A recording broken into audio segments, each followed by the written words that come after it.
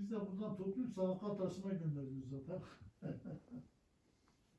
Allah size razı olsun. Sizden de inşallah. Sizin gibi gönüllüler, sizin gibi böyle kendini feda eden arkadaşlar, Müslüman kardeşlerimiz varken sırtımız yere gelmeyecek Allah'ın izniyle. İnşallah. Cümlemizden Allah razı olsun. Geçen sene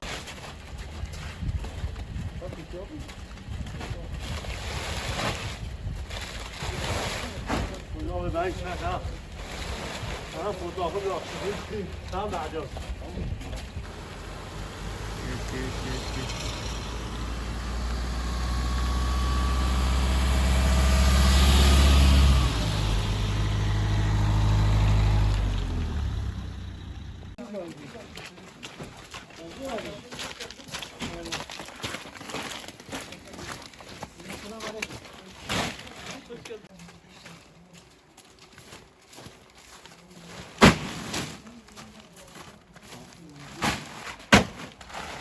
ben bazı 10 tozu var.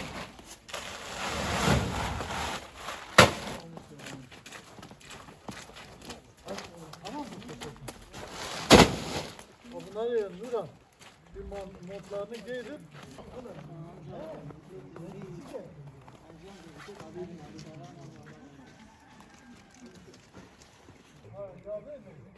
Başka poşet yok.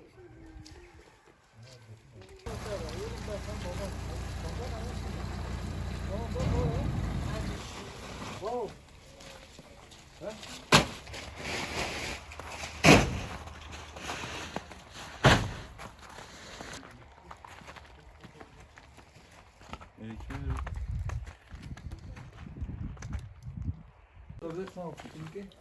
Aydın olmuş ne sen? Aydın olmuş. Kömür içinde. İşi yeki evet içinde kendisi bakım amca diyem saydarak dedi. Zaten bunu kes. Ne hala da kandilina. Ne kadar ferahat olacak. Sen tek başına biliyorsun. Selam.